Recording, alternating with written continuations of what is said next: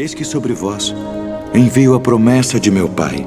Ficai, porém, na cidade de Jerusalém, até que do alto sejais revestidos de poder.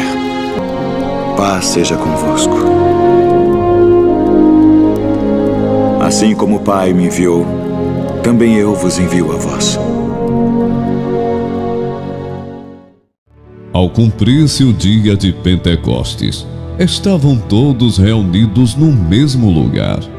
De repente, veio do céu um som, como de um vento impetuoso, e encheu toda a casa onde estavam sentados, e apareceram, distribuídas entre eles, línguas, como de fogo, as quais pousaram sobre cada um deles.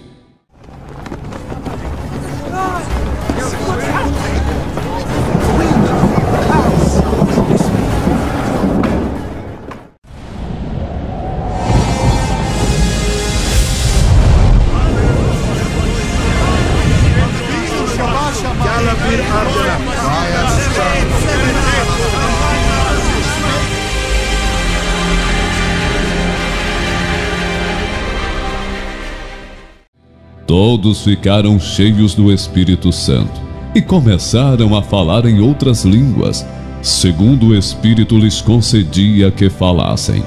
Estavam morando em Jerusalém judeus, homens piedosos, vindos de todas as nações debaixo do céu. Assim, quando se fez ouvir aquela voz, afluiu a multidão, que foi tomada de perplexidade, porque cada um os ouvia falar na sua própria língua. Estavam atônitos e se admiravam, dizendo: Vejam, não são galileus todos esses que aí estão falando? Então como os ouvimos falar, cada um em nossa própria língua materna?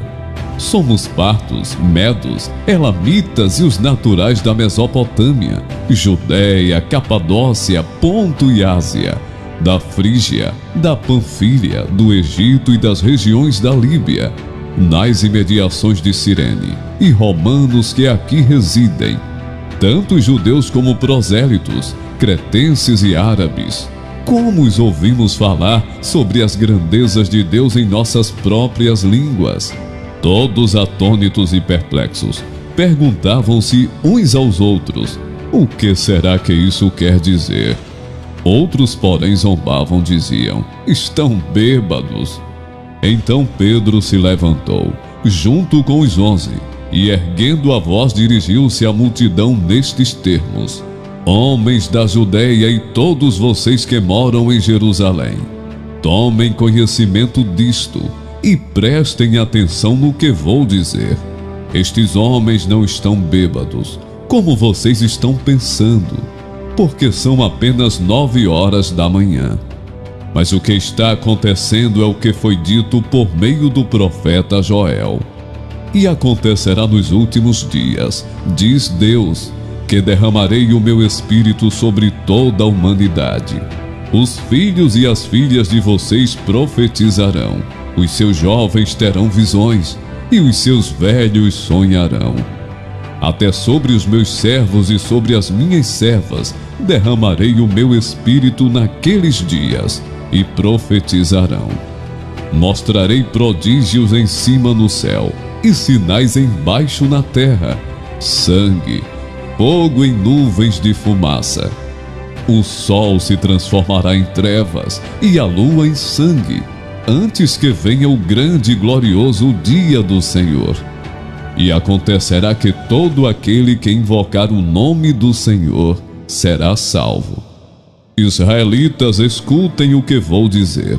Jesus o Nazareno, homem aprovado por Deus diante de vocês com milagres, prodígios e sinais, os quais o próprio Deus realizou entre vocês por meio dele, como vocês mesmos sabem. A este, conforme o plano determinado e a presciência de Deus, vocês mataram, crucificando-o por meio de homens maus. Porém Deus o ressuscitou, livrando-o da agonia da morte, porque não era possível que fosse retido por ela.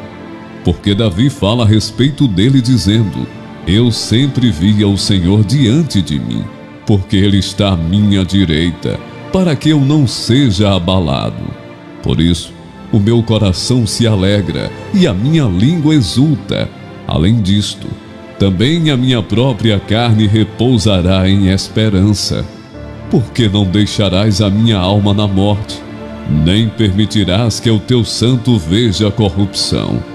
Fizeste-me conhecer os caminhos da vida, e me encherás de alegria na tua presença.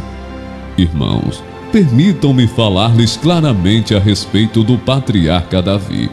Ele morreu e foi sepultado, e o seu túmulo permanece entre nós até hoje, sendo, pois, profeta e sabendo que Deus lhe havia jurado que um dos seus descendentes se assentaria no seu trono. Prevendo isto, referiu-se à ressurreição de Cristo, que nem foi deixado na morte, nem o seu corpo experimentou corrupção. Deus ressuscitou este Jesus, e disto todos nós somos testemunhas. Exaltado, pois, à direita de Deus, tendo recebido do Pai a promessa do Espírito Santo, derramou isto que vocês estão vendo e ouvindo. Porque Davi não subiu aos céus, mas ele mesmo afirma: disse o Senhor ao meu Senhor, sente-se à minha direita, até que eu ponha os seus inimigos por estrado dos seus pés. Portanto, toda a casa de Israel esteja absolutamente certa de que a este Jesus que vocês crucificaram, Deus o fez Senhor e Cristo. Quando ouviram isso, ficaram muito comovidos e perguntaram a Pedro e aos demais apóstolos: que faremos, irmãos?